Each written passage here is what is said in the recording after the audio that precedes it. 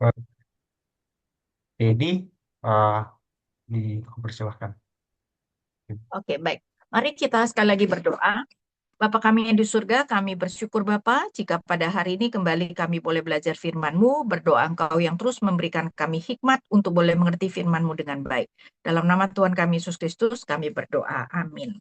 Oke, kita hari ini akan melihat ya dari bilangan 13. Nah, pertama-tama bilangan 13-14 ketidakpercayaan umat dan hukuman Allah. Saudara, ini adalah dua pasal yang sangat penting di mana akhirnya Tuhan murka kepada umat dan Tuhan kemudian menghukum umat berkelana 40 tahun ya. Jadi ini peristiwanya.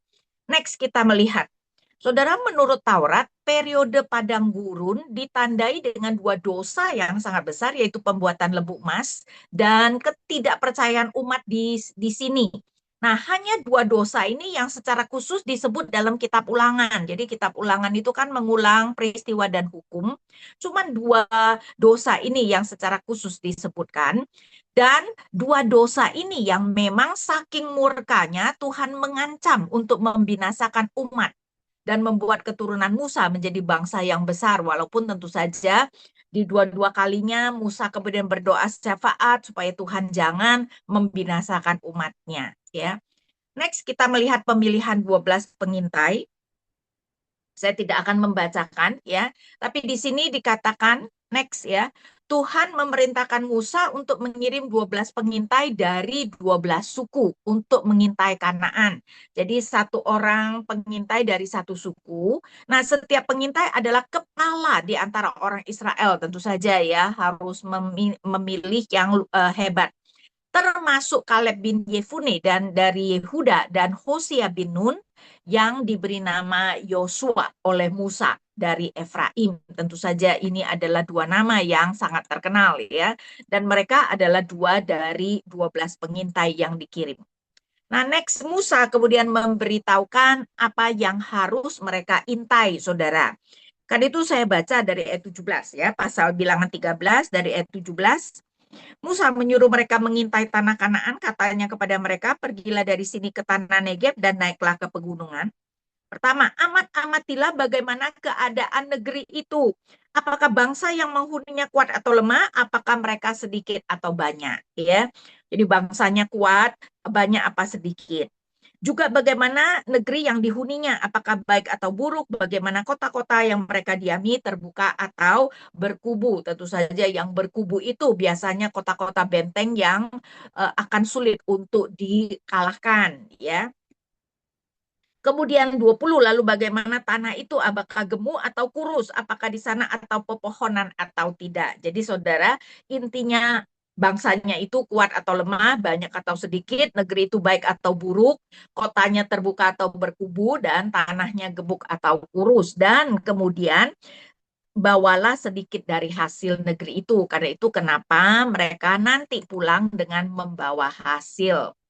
Nah, next kita melihat pengintaian Kanaan. Jadi digambarkan bagaimana para pengintai pergi mengintai negeri itu mulai dari padang gurun Zin sampai ke Rehob. Nah, kemudian ada sesuatu yang menarik, Saudara. Ayat 23. Ketika sampai di lembah Eskol, di sana mereka memotong suatu cabang dengan setan dan buah anggur, lalu dua orang memikulnya dengan sebatang kayu. Mereka juga membawa beberapa buah delima dan pohon ara. Saudara lihat gak? Setan dan anggur kemudian dipikul oleh dua orang dengan sebatang kayu. Berarti subur banget tuh satu tandan anggur itu harus dipikul dua orang. Dan kita harusnya mengerti kalau orang-orang kuno itu sangat kuat ya. Sedangkan saya nggak ngerti deh, setandan anggur sekarang kita pegang aja harusnya bisa kali saudara ya. Ini harus dipikul dan ini menunjukkan betapa Kanaan itu sangat subur sekali. Kita itu jangan bandingkan dengan Palestina sekarang, saudara. Bahkan di Israel sekarang ya masih ada sisa-sisa kesuburan, saudara. Kan itu dikatakan juga anggur di sana juga sekarang masih besar-besar, saudara. Tetapi memang kita harus ingat bahwa Tuhan itu di dalam kitab Imamat juga di dalam kitab Ulangan sudah mengancam nih kalau mereka tidak taat, Tuhan bukan saja akan membuang mereka, Tuhan juga akan menghancurkan negeri itu. Jadi saudara, Palestina yang sekarang adalah Kanaan yang sudah pernah dihancurkan Tuhan. Karena itu kenapa kesuburannya sudah sangat berbeda. Jadi jangan samakan ya Israel yang sekarang, Palestina yang sekarang dengan kesuburan pada waktu itu. Jadi saudara bayangkan ya, setan dan anggur dipikul dua orang. Next, kita kemudian melihat laporan pengintai. Jadi ayat 25, sesudah 40 hari mereka pulang dari pengintaian mereka. Sebelumnya tuh, ini kecepatan ya. Dan kemudian mereka ayat 26 dan 27, mereka pergi menemui Musa, Harun, dan segenap umat Israel di Kades, di padang gurun Paran. Mereka membawa kabar kepada keduanya dan kepada segenap umat, serta memperlihatkan hasil negeri itu kepada mereka semua. Mereka menceritakan kepadanya, kami sudah masuk ke negeri kemana engkau utus kami. Memang negeri itu berlimpah-limpah susu dan madunya, dan inilah hasilnya, saudara ya. Jadi mereka mengatakan Kanaan memang berlimpah susu madu dan memberi hasil, yaitu tadi setan dan buah anggur tersebut. Nah, kemudian ayat 28. Hanya saja bangsa yang tinggal di negeri itu kuat-kuat, kota-kotanya berkubu dan sangat besar, juga keturunan enak telah kami lihat di sana. Bangsa kuat, kota-kota berkubu dan sangat besar ya. Jadi Kanaan memang kebanyakan kota itu merupakan kerajaan sendiri.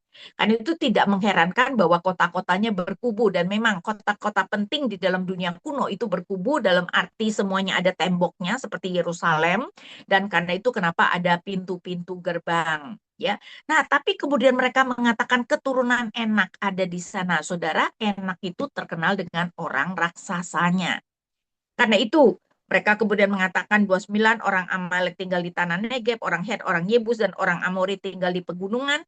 Karena kan Kanaan terdiri dari 7 bangsa yang besar. Jadi mereka sudah memetakan mereka di mana-mana.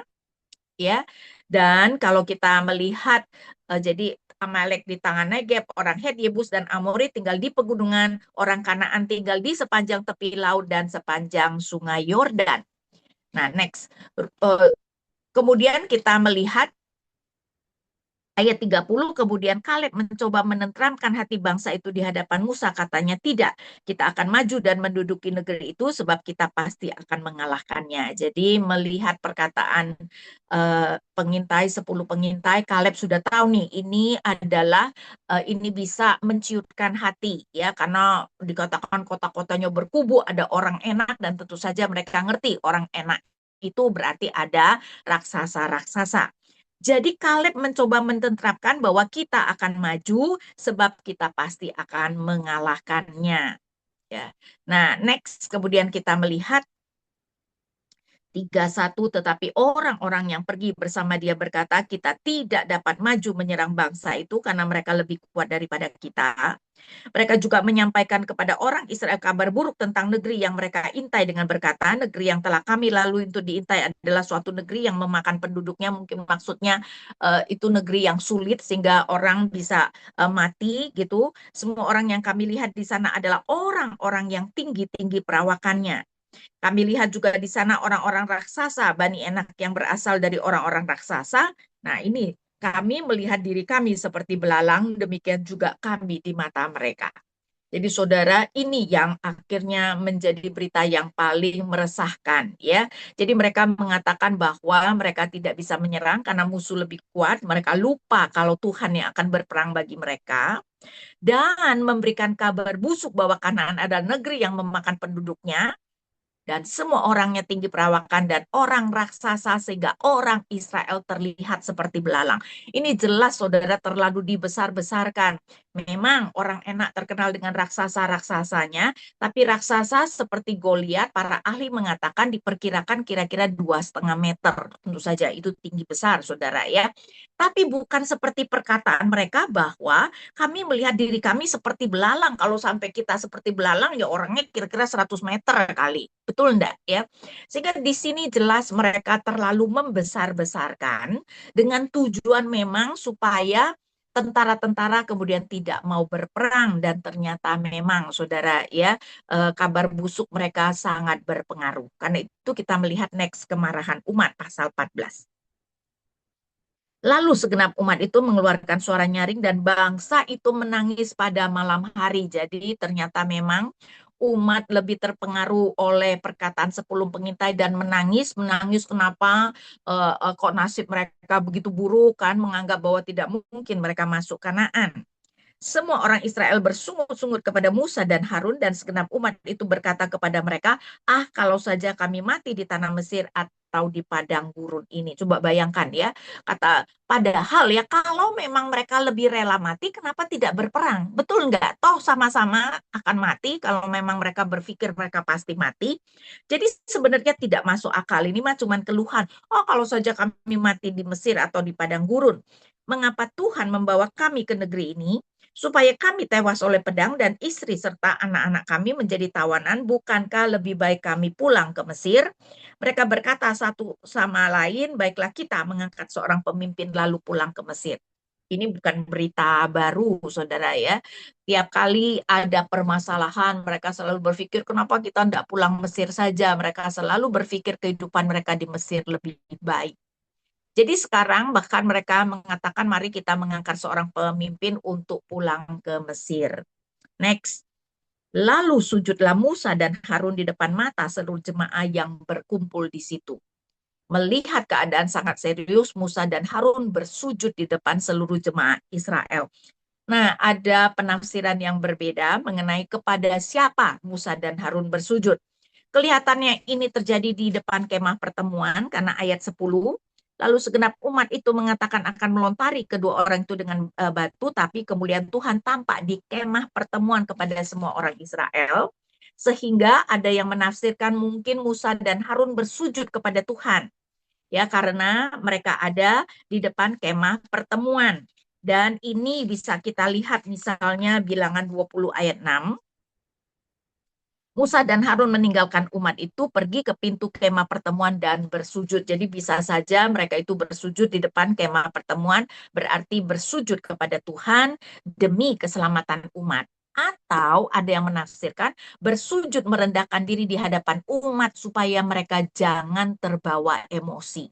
Ya, jadi umat itu kan sedang marah, jadi tapi kalau ini menunjukkan ya betapa kerendahan hati Musa dan Harun sampai mau bersujud di depan umat supaya mereka jangan marah.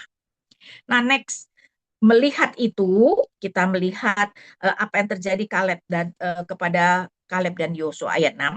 Tetapi Yosua bin Nun dan Kaleb bin Yefune yang termasuk orang-orang yang telah mengintai negeri itu mengoyak pakaiannya dan berkata kepada segenap umat Israel, negeri yang kami lalui untuk diintai itu luar biasa baiknya. Jika Tuhan berkenan kepada kita, Ia akan membawa kita masuk ke negeri itu dan memberikannya kepada kita suatu negeri yang berlimpah-limpah susu dan madunya. Saudara lihat enggak? Kenapa Kaleb dan Yosua bisa beriman? Karena mereka mengerti Tuhan yang akan bertempur bagi mereka. Jika Tuhan berkenan, Ia akan membawa kita masuk. Ayat 9, hanya saja janganlah memberontak kepada Tuhan dan janganlah takut kepada bangsa negeri itu, sebab mereka akan kita telan habis.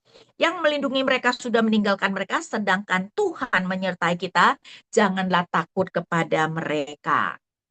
Jadi saudara, Yosua dan Kaleb mengoyakkan pakaiannya menunjukkan perkabungan, ya melihat umat kok sampai marah seperti itu, dan berkata jika Tuhan berkenan pasti akan membawa mereka masuk negeri itu. Yang penting jangan memberontak kepada Tuhan dan jangan ya takut kepada penduduk negeri itu.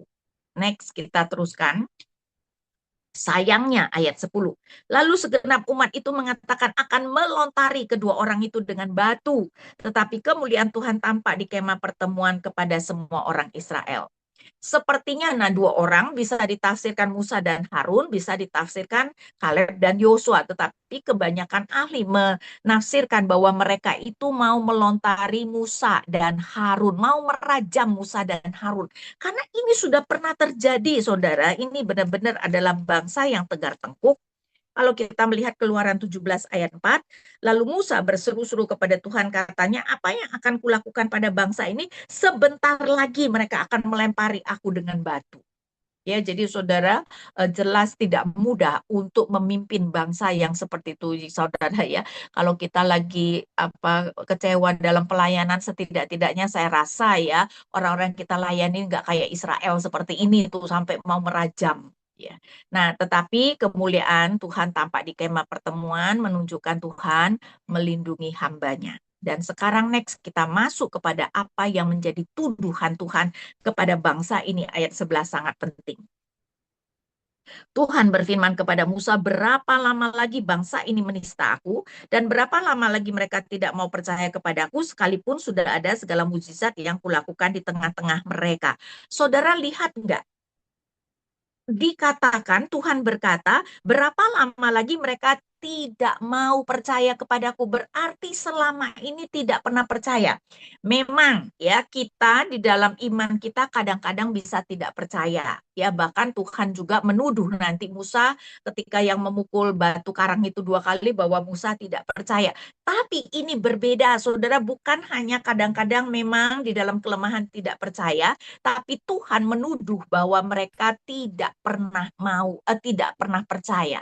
Berarti ini adalah generasi yang tidak percaya, generasi yang tidak sungguh-sungguh beriman. Karena itu menurut saya ini adalah generasi yang tidak selamat, saudara, tidak masuk ke dalam kerajaan surga. Ya, padahal ini adalah generasi yang paling banyak melihat mujizat Tuhan.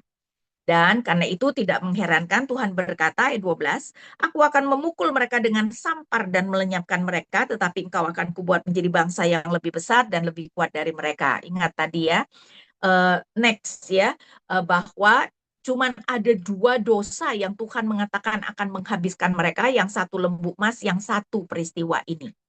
Tapi saudara, sama seperti peristiwa lembu emas, ini seharusnya dimengerti sebagai ujian bagi Tuhan. Karena apa?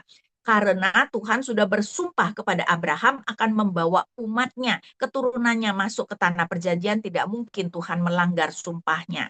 Ya, dan Tuhan tidak mengatakan ini dengan sumpah. Jadi Tuhan cuma mengatakan aku akan memukul mereka dan sebagainya.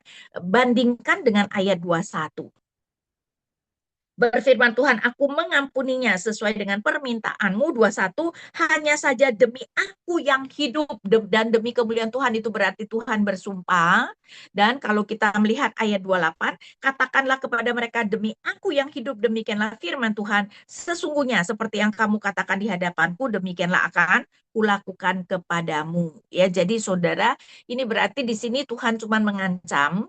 Tujuannya adalah untuk menguji Musa. Apakah Musa mengatakan, oke deh Tuhan, biar nanti keturunannya yang akan dibangkitkan Tuhan, atau sebagai seorang pemimpin yang baik, Musa akan berdoa syafaat bagi umatnya. Dan dua-dua kalinya selalu Musa berdoa syafaat.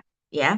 Next, kita kemudian melihat Musa memberi alasan mengapa Tuhan tidak boleh melakukan demikian. Jadi Musa berdoa syafaat, 13. Lalu Musa berkata kepada Tuhan, apabila hal itu didengar oleh orang Mesir, dari tengah-tengah mereka engkau telah menuntun bangsa ini dengan kekuatanmu, mereka akan bercerita kepada penduduk negeri ini.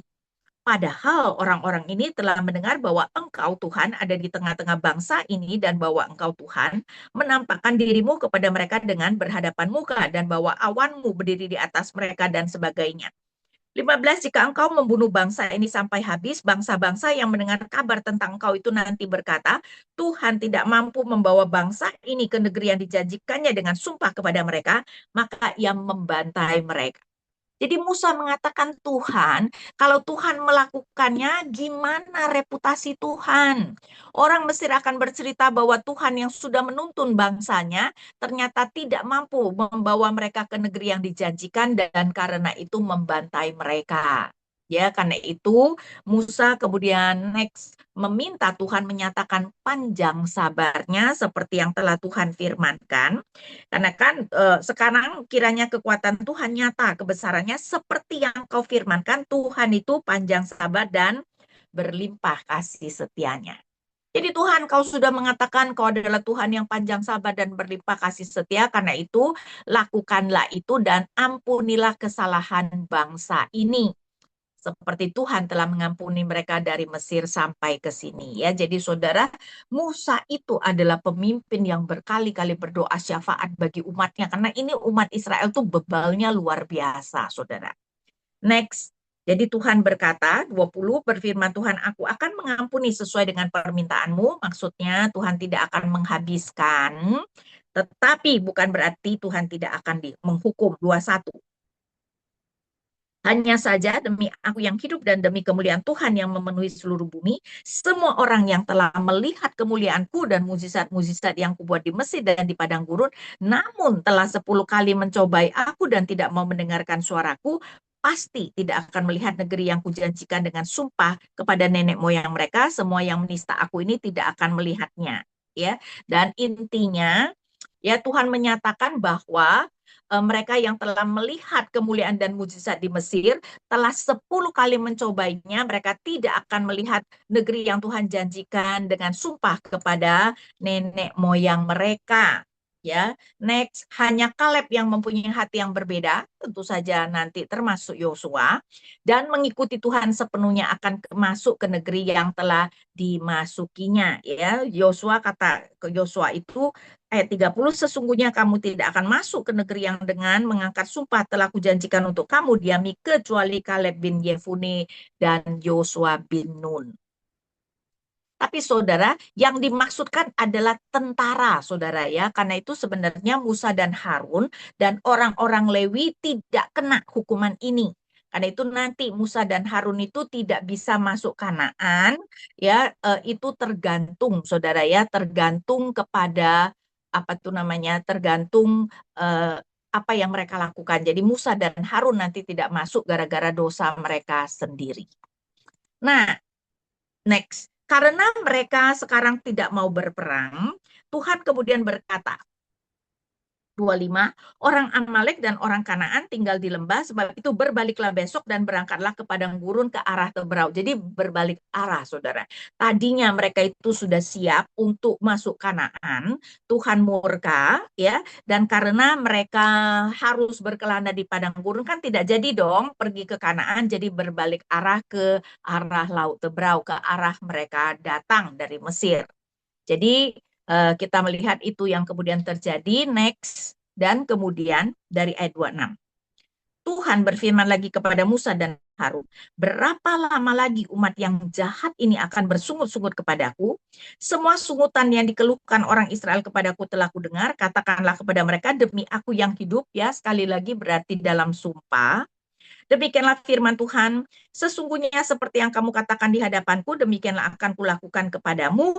Di padang gurun ini, mayat-mayatmu akan berkelimpangan, yakni semua orang di antara kamu yang dicatat. Tadi kan mereka bilang, kenapa kami tidak mati di Mesir atau di padang gurun ini? Jadi Tuhan berkata, oke, kamu akan mati di padang gurun. Ya, di padang gurun ini mayat-mayatmu akan berkelimpangan, yakni semua orang di antara kamu yang dicatat.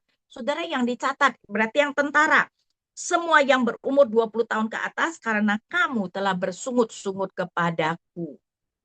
Sesungguhnya kamu tidak akan masuk negeri yang dengan mengangkat sumpah telah kujanjikan untuk kamu diami, kecuali Kaleb bin Yefune dan Yosua bin Nun. Jadi sekarang Tuhan bersumpah bahwa mayat mereka akan bergelimpangan di padang gurun, semua yang dicatat yaitu para tentara. Ya, jadi memang sekali lagi yang Tuhan hukum hanya tentara. Ini sering sekali tidak dimengerti oleh orang Kristen, saudara. Yang Tuhan hukum hanya tentara. Dan tentara waktu disensus adalah 20 tahun ke atas, laki-laki 20 tahun ke atas tidak termasuk Lewi. Jadi selain tentara, sebenarnya yang lain kalau masih hidup boleh masuk ke tanah Kanaan. Yang Tuhan pastikan akan mati di di padang gurun ini adalah tentara, kecuali Kaleb dan Yosua.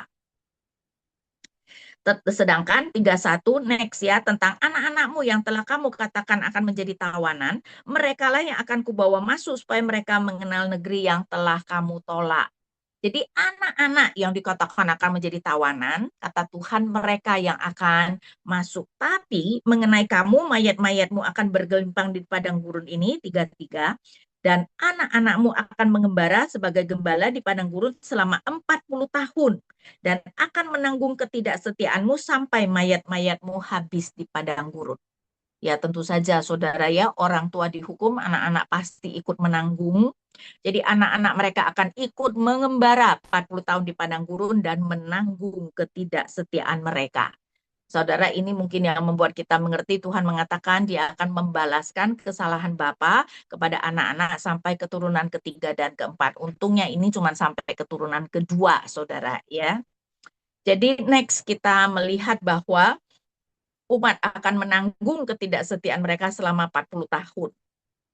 Kemudian, kenapa 40 tahun, 34?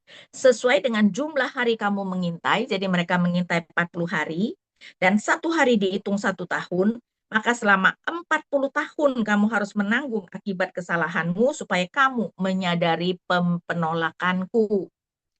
Aku Tuhan yang berkata demikian, sesungguhnya aku akan melakukan semuanya itu kepada segenap umat yang jahat ini yang telah bersepakat melawan aku. Di padang gurun ini mereka akan habis dan disinilah mereka akan mati. Sedangkan 36, adapun orang-orang yang telah disuruh Musa untuk mengintai negeri itu yang sudah kembali dan menyebabkan segenap umat itu bersungut-sungut kepada Musa dengan menyampaikan kabar buruk tentang negeri itu, orang-orang yang menyampaikan kabar buruk tentang negeri itu mati karena tulah di hadapan Tuhan. 10 pengintai, saudara, langsung Tuhan matikan. 38, hanya Yosua bin Nun dan Kaleb bin Yefune yang tinggal hidup dari antara orang-orang yang telah pengintai. 12 pengintai, cuma 2 yang selamat. Ya.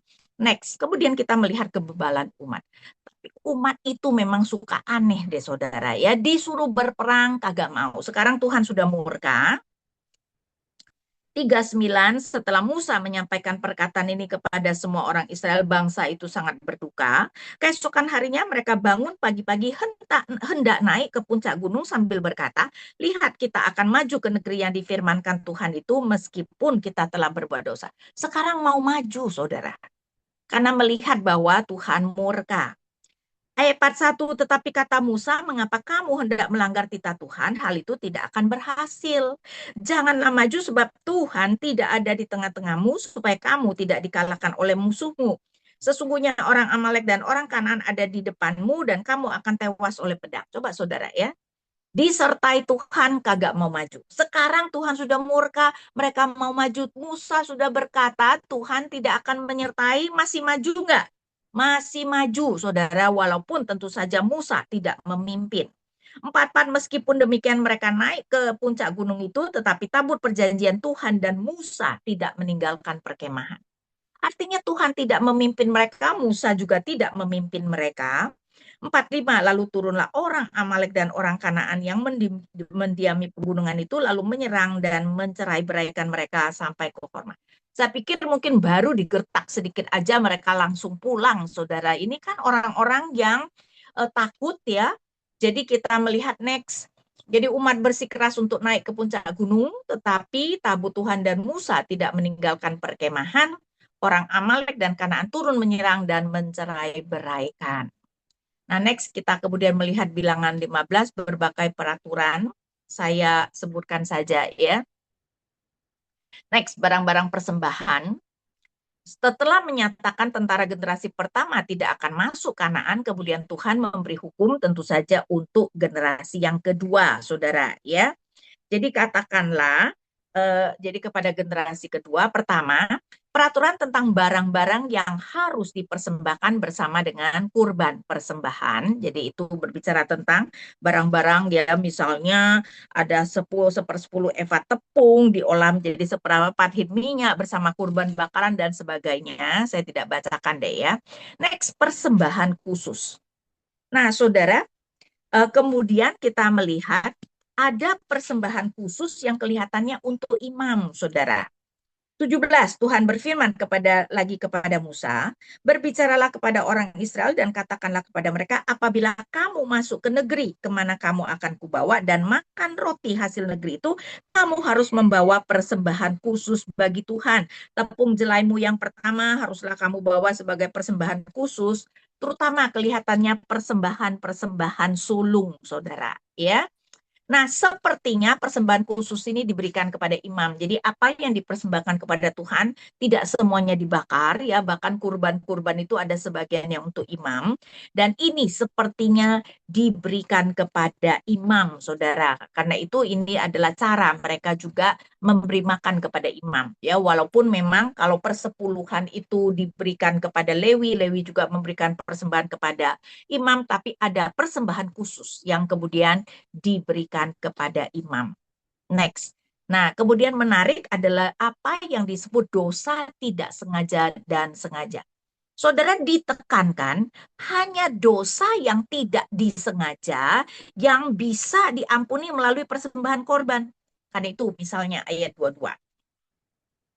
Apabila kamu tanpa sengaja melalaikan salah satu dari segala perintah ini, ya kemudian ayat 25 imam harus mengadakan pendamaian bagi segenap umat Israel. 27 jika satu orang berbuat dosa tanpa sengaja, saudara penekanannya adalah dosa yang tidak sengaja. Jadi persembahan kurban untuk dosa yang tidak sengaja baik komunitas maupun individu. Kemudian perhatikan ayat 30 dan 31. Tetapi orang yang berbuat sesuatu dengan sengaja, baik warga asli maupun pendatang, orang itu menghujat Tuhan, ia harus dilenyapkan dari tengah-tengah bangsanya, sebab ia telah menghina firman Tuhan. Saudara kaget gak ketika membaca? Jadi yang bisa diampuni dengan persembahan kurban hanyalah dosa yang tidak sengaja, tapi yang dosa yang sengaja harus dilenyapkan. Waduh, bukankah kebanyakan dosa kita itu sengaja? Saudara sudah tahu tidak boleh marah, kita tetap marah. Iya toh? Nah, dalam hal itu, ketika kita membaca sesuatu dan bingung, saudara, cobalah lihat apa yang dimaksudkan. Ternyata dosa yang sengaja, harafiahnya adalah dosa dengan tangan tinggi. Jadi dosa dengan sebegitu kepada Tuhan berarti dosa dengan menantang Tuhan. Jadi bukan sengaja tidak sengaja dalam pemikiran kita. Tetapi dosa yang dilakukan dengan menantang Tuhan, misalnya, Tuhan kalau memang aku mau begitu, emangnya kenapa? Gitu loh, ngerti nggak ya? Nah, tentu saja dosa yang menantang Tuhan berarti tidak bertobat. Kalau begitu bisa nggak diampuni dengan persembahan kurban? Nggak bisa, saudara. Umat itu ketika memberikan persembahan kurban harus dengan hati yang hancur. Harus dengan hati yang bertobat baru dosa mereka diampuni ya. Jadi yang dimaksudkan dengan dosa yang sengaja itu dosa menantang Tuhan, Saudara ya. Next kita kemudian melihat kasus pelanggaran Sabat. Jadi ada orang yang mengumpulkan kayu api pada hari Sabat, umat menghadapkan dia kepada Musa, Harun dan segenap umat. Dan kemudian ya, jadi apa yang terjadi adalah ayat 34, orang itu dimasukkan ke dalam tahanan karena belum ditentukan apa yang harus dilakukan kepadanya. Tuhan pun berfirman kepada Musa, orang itu harus dihukum mati. Segenap umat Israel harus melontari dia dengan batu di luar perkemahan. Ya, jadi Tuhan menyuruh orang itu dihukum mati dan memang saudara di dalam Taurat Musa orang yang melanggar Sabat hukumannya adalah mati. Ya, jadi di sini kita melihat ini adalah sesuatu yang sangat serius dan memang saudara 10 hukum 1 sampai 4 itu berbicara tentang ya, tentang kepada Tuhan dan bahkan di dalam 10 hukum semuanya yang paling tinggi itu hukumannya mati, Saudara. Termasuk mencuri, tapi mencuri itu kalau mencuri manusia tuh dihukum mati ya. Jadi dalam hal ini eh, termasuk tentu saja apalagi 1, 2, 3, 4 ya, itu adalah dosa yang langsung terhadap Tuhan dan itu hukumannya adalah mati. Jadi next, lalu segenap umat menggiring dia keluar perkemahan dan melontari dia dengan batu sehingga mati seperti yang Tuhan firmankan. Kemudian sedikit jumbai peringatan. 37 Tuhan berfirman kepada Musa, berbicara kepada orang Israel dan katakanlah kepada mereka bahwa mereka turun-temurun harus membuat jumbai-jumbai pada ujung batu mereka dan pada jumbai-jumbai itu harus diberi benang ungu kebiru-biruan. Jumbai itu ketika kamu melihatnya akan mengingatkan kamu kepada segala perintah Tuhan. Next ya. Jadi jumbai-jumbai itu adalah sebagai peringatan untuk tidak menuruti Ibraninya tur hatimu dan matamu dalam ketidaksetiaanmu dan kelihatannya ada permainan kata karena 10 mata-mata melakukan pengintaian bahasa Ibraninya tur dan melakukan ketidaksetiaan. Jadi kelihatannya gara-gara peristiwa 12 pengintai, jadi jumbai-jumbai itu menjadi peringatan untuk mereka mengingat ya agar mereka setia kepada Tuhan. Nah, next kita melihat pelajaran. Saudara, kita perlu beriman terutama ketika menghadapi musuh yang terlalu tangguh. Iya toh, kalau enggak ya kita enggak takut kan. Lagi pula ingat iman, Ibrani 11 mengatakan iman adalah bukti dari segala sesuatu yang tidak kelihatan. Yang tidak kelihatan adalah Allah dan firman-Nya. Jadi ketika kita menghadapi musuh dan kita takut, kita harus berpegang pada Allah dan pada firman-Nya. Dan Israel seharusnya seperti Kaleb dan Yosua mengerti bahwa yang akan berperang bagi mereka adalah Allah. Apalagi zaman kuno memang dimengerti kan bahwa ketika dua bangsa bertempur adalah Allah-Allah mereka yang bertempur. Tuhan yang panjang sabar pada akhirnya akan menghukum dengan berat setelah kehilangan kesabarannya. Karena itu ditekankan setelah 10 kali mencobai aku, kata Tuhan. Jadi saudara memang keterlaluan ya. Kita kalau baca dari Keluaran dan sebagainya, begitu mereka keluar dari Mesir saja, mereka itu selalu bersungut-sungut dan tidak percaya kepada Tuhan. Dan akhirnya saudara, Tuhan yang panjang sabar bukan berarti sabar sampai selama-lamanya. Ya, ada waktunya ketika Tuhan kemudian sudah kehilangan kesabarannya dan kalau sudah begitu hukuman Tuhan mengerikan. Next, saudara, ini seperti saya katakan adalah generasi yang paling banyak melihat mujizat Tuhan. Berarti umat yang sangat banyak melihat mujizat Tuhan tidak berarti akan beriman. Dan memang Alkitab tidak pernah mengatakan iman timbul dari mujizat, tapi iman timbul dari pendengaran dan pendengaran akan firman Kristus. Mujizat itu hanya menarik orang untuk mau tahu, ya, tetapi mujizat tidak menimbulkan iman. Nah, anak-anak pasti akan ikut menanggung dosa yang dilakukan oleh orang tua mereka, tapi jangan hanya melihat negatifnya. Anak-anak juga pasti ikut terberkati ketika orang tua mereka diberkati Tuhan. Jadi itu merupakan sesuatu yang otomatis terjadi, saudara ya, dan tentu saja itu menunjukkan ini adalah prinsip yang Tuhan tentukan. Nah, dosa yang dilakukan dengan menantang Tuhan tidak dapat diampuni. Oke, saya berikan kesempatan untuk bertanya. Iya, terima kasih Bu Ina. Pemaparan materinya ya cukup menarik gitu. Em, kita udah banyak belajar ya hari ini ya dari kisah bangsa Israel yang berulang kali mengeluh sehingga membuat Tuhan murka tadi ya. Apalagi di pasal 14 gitu. Nah, ini ada beberapa pertanyaan Bu dari Carolina. Yang pertama, dosa apakah yang membuat Musa dan Harun sehingga tidak masuk ke Kanaan? Itu yang pertama. Kemudian kedua adalah generasi keberapakah yang akhirnya bisa masuk ke Kanaan?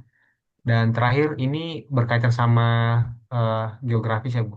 Mengapa nama Kanaan berubah menjadi Palestina? Hmm. Yang terakhir dulu, Palestina kayaknya dari kata Filistin, karena Filistin itu pendatang, dan pada zaman kerajaan Filistin menjadi bangsa yang kuat. Saya nggak ngerti kenapa sekarang disebut Palestina, tapi katanya Palestina itu karena dari Filistin. Ya kan orang modern yang kemudian memberi nama Palestina, ya. Kemudian dosa Musa itu adalah dosa yang pertama kali ketika mereka tidak ada air kan Tuhan menyuruh Musa memukul bukit batu dan air keluar. Tapi kemudian ada peristiwa kedua kali Tuhan itu cuma menyuruh Musa berbicara. Tapi Musa kemudian memukul dua kali dan itu yang kemudian akhirnya membuat Tuhan mengatakan bahwa Musa tidak percaya dan tidak menghormati kekudusannya dan untuk itu Musa dan Harun tidak boleh masuk tanah Kanaan. Tadi pertanyaan kedua apa ya? Pertanyaan kedua apa? Generasi keberapa yang Ya generasi generasi keberapa yang kedua akhirnya? dong. Generasi Gitu ya. kedua. Karena kan satu generasi. Jadi diperkirakan 40 tahun itu kan satu generasi. Ya, jadi Ya. generasi kedua. Jadi karena eh, apa eh, tentara itu 20 tahun ke atas. Ya, berarti mereka yang waktu keluar dari Mesir 20 tahun ke bawah dan yang 40 tahun itu kan mereka kemudian lahir di padang gurun. Nah, itu yang kemudian menjadi tentara. Tentu saja yang di atas 20 nanti itu yang menjadi tentara generasi kedua. Berarti memang nanti sudah ada yang kira-kira umur 60 tahun tuh. Kalau dia waktu itu persis 20 tahun kan 20 tahun ke atas yang jadi tentara ya. Jadi nanti yang mulai masuk tentara itu ya 60 tahun ke bawah lah. Jadi antara 60 sampai 20 ya. Oke. Berarti tadi kalau yang dihukum itu sebenarnya hanya tentara ya, Bu? Karena Hanya yang tentara tercatat yang itu. harus mati ya, harus mati di Hmm. padang gurun cuma tentara. Tapi kan yang lain bisa saja memang sudah berumur dan kemudian mati atau dosa lainnya. Tapi intinya mereka tidak dihukum untuk mati di padang gurun. Yang harus mati di padang gurun itu cuma tentara. Mhm. Dari Kak Rolina, jelas ya Kak. Nah lanjut Bu, dari Kak Friska. Apakah doa Musa telah merubah rencana Allah yang akan menghukum Israel? Apakah itu berarti rencana Allah tidak bersifat absolut namun relatif? Nah, kita harus mengerti yang tidak berubah adalah ketetapan Allah. Tapi Hmm. Allah itu bisa memberikan ancaman yang sebenarnya bukan berupa ketetapan dia. Jadi dalam hal ini, karena itu saya mengatakan ini untuk menguji Musa. Padahal tidak mungkin dong Tuhan menghabiskan umat karena Tuhan sudah bersumpah kepada Abraham, Ishak, dan Yakub. Jadi apa yang Tuhan katakan belum tentu ketetapan. Tapi kalau sudah ketetapan Tuhan, tidak mungkin berubah. Jadi manusia tidak bisa mengubah ketetapan Tuhan. Tapi sekali lagi, apa yang Tuhan katakan belum tentu ketetapannya bisa itu adalah ujian Tuhan. Ya, seperti misalnya ketika Niniwe, ya, ketika Niniwe, Tuhan mengatakan 40 hari ditunggang balikan. Yunus tahu bahwa sebenarnya Tuhan tidak mau menghukum mereka, karena itu Yunus tidak mau pergi. Saya bacakan Yunus 4. Karena Yunus sendiri berkata, Yunus 4 dari ayat 1, tetapi hal itu membuat Yunus sangat gusar dan marah, yaitu ketika Niniwe bertobat Tuhan tidak jadi menghukum, ayat 2. Lalu ia berdoa kepada Tuhan, ya Tuhan, bukankah hal itu telah kukatakan ketika aku masih di negeriku? Itulah sebabnya aku dahulu melarikan diri ke Tarsis, sebab aku tahu bahwa engkaulah Allah yang pengasih dan penyayang, panjang sabar dan berlimpah kasih setia, serta yang menyesal atas malapetaka yang hendak didatangkannya. Kenapa Yunus curiga itu bukan ketetapan Tuhan? Kenapa Yunus curiga bahwa Tuhan sebenarnya bermaksud mengampuni orang Niniwe, menyuruh mereka bertobat? Karena biasanya kalau nabi menyatakan penghakiman terhadap bangsa lain, nabi itu berbicara kepada umat Israel, bukannya ke luar negeri. Jadi Nabi tidak pergi ke Babel mengatakan Tuhan akan menghancurkan Babel atau Asyur. Tapi sekali ini Yunus disuruh pergi ke Niniwe. Nah, di situ Nabi Yunus sudah curiga. Ini mah Tuhan mau Niniwe bertobat. Supaya Tuhan kemudian tidak jadi menghancurkan. Tapi memang Niniwe nanti Tuhan hancurkan seratusan tahun kemudian. Tapi artinya yang tidak berubah itu ketetapan Tuhan. Tetapi ketika Tuhan mengatakan sesuatu, belum tentu itu adalah ketetapannya. Ngerti nggak? Karena itu kenapa ketika Tuhan berkata anak Daud hasil perjinaannya akan mati, Daud berkabung. Dia berkata, siapa tahu Tuhan akan berbelas kasihan. Karena kita itu tidak tahu perkataan Tuhan itu sudah ketetapan atau tidak sampai itu terjadi. Ya, jadi kita tidak dapat mengubah Allah, tetapi kadang-kadang apa yang dikatakan Allah itu sebenarnya sebagai ancaman supaya kita bertobat. Kalau itu ketika kita bertobat Tuhan tidak jadi menghukum. Tapi kalau sudah ketetapan, kita tidak bisa mengubah kehendak Tuhan. Contoh yang sangat jelas di dalam kitab Ulangan, Musa meminta kepada Tuhan supaya dia boleh menyeberang. Ya tinggal menyeberang Sungai Yordan, dan Sungai Yordan itu kira-kira lebarnya mungkin cuma 30-an meter, Saudara. Walaupun panjang dan deras. Tapi Tuhan murka. Saya tunjukkan ya, ini di dalam Ulangan. Jadi kalau orang seperti Musa saja tidak bisa mengubah kehendak Tuhan, apalagi kita. Ya, Ulangan 3 saya bacakan dari ayat 23. Pada waktu itu aku memohon kemurahan Tuhan, ya Tuhan Allah, Engkau telah mulai memperlihatkan kepada hambamu ini kebesaranmu dan tanganmu yang kuat. Sekarang ilah manakah di langit dan di bumi yang dapat melakukan perbuatan perkasa seperti Engkau? Biarlah aku menyeberang dan melihat negeri yang baik di seberang sungai Yordan, tanah pegunungan yang baik itu dan Libanon. Saya pikir maksud Musa adalah, Tuhan, aku injek kaki saja di tanah Kanaan, sudah tuh mati nggak apa-apa. Tetapi Tuhan murka terhadap aku oleh karena kamu dan tidak mendengarkan permohonanku. Tuhan berfirman kepadaku, cukup, jangan lagi bicarakan hal itu dengan aku. Saudara, Musa meminta cuman menyeberang. Ya, sudah 40 tahun dia tuh memimpin umat. Kan, aduh sayang banget lo, tinggal berapa puluh meter itu lo dia masuk tanah Kanaan, tapi Tuhan pun tidak memberi. Walaupun memang seribuan tahun kemudian Musa muncul di tanah Kanaan di dalam transfigurasi, saudara ya. Dia datang di puncak gunung transfigurasi. Tapi pada waktu itu Tuhan tidak boleh dia menyeberang sungai Yordan. Berarti dalam hal ini yang kita bahas tadi, waktu Tuhan mau menghancurkan bangsa Israel itu semuanya menguji Musa, Ancaman. bisa. Menguji Oh. Musa, ya, ya, Hmm. itu hanya ancaman aja. Mau melihat apa yang akan dilakukan Musa dan peristiwa lembu emas juga sama dan dua-dua kalinya Musa lulus dalam ujian. Musa selalu berdoa, kenapa Tuhan tidak boleh menghancurkan umatnya. Dan di sini kita lihat alasannya adalah reputasi Tuhan. Tuhan apa kata orang tentang Tuhan kalau Tuhan lakukan itu. Oke. Eh, jelas ya, Kak Friska. Oke, lanjut Bu dari Bang Harlinton. Eh, apakah Tuhan benar-benar perlu memedulikan reputasinya? Apakah syafaat Musa dengan mengangkat isu reputasi Tuhan untuk membela reputasinya dapat disamakan dengan isu agama dalam konteks GNPF MUI tahun 2016 untuk membela reputasi agama Tuhan? Reputasi Tuhan tentu saja penting ya, walaupun saya pikir dalam arti ini kan bukannya Musa mau membela, tetapi kan Musa mengerti kalau Tuhan melakukan itu, orang itu akan menghina Tuhan, gitu loh. Ya Hmm. enggak. Dan memang kenyataannya, karena kan ingat loh, pada zaman itu dianggap kalau bangsa yang bertempur adalah Allahnya yang bertempur. Jadi kan akan menjadi diejek orang, Tuhan tuh apa omongan orang. Dan memang reputasi Tuhan merupakan sesuatu yang penting. Di kitab Yeskiel, Tuhan mengatakan salah satu alasan kenapa Tuhan akan membawa umat kembali karena ketika Tuhan membuang umatnya, namanya yang kudus dinajiskan. Karena apa? Karena ketika mereka di pembuangan, orang akan tertawa dan mengatakan, Allahmu kalah loh sama Allahku. Jadi dengan berada di Babel, ya, nama Tuhan itu dinajiskan. Itu perkataan yang Tuhan pakai, namanya yang kudus itu dinajiskan. Karena itu kenapa Tuhan akan membawa umatnya supaya nama yang kudus itu kemudian bisa dibalikin reputasinya. Jadi jelas Alkitab sangat mementingkan reputasi Tuhan.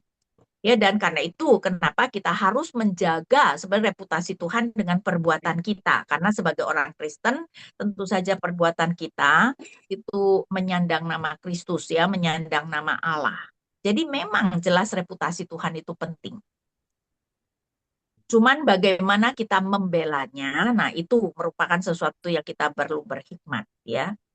Kenapa Daud melawan Goliat? Karena dia tidak tahan nama Tuhan dipermalukan.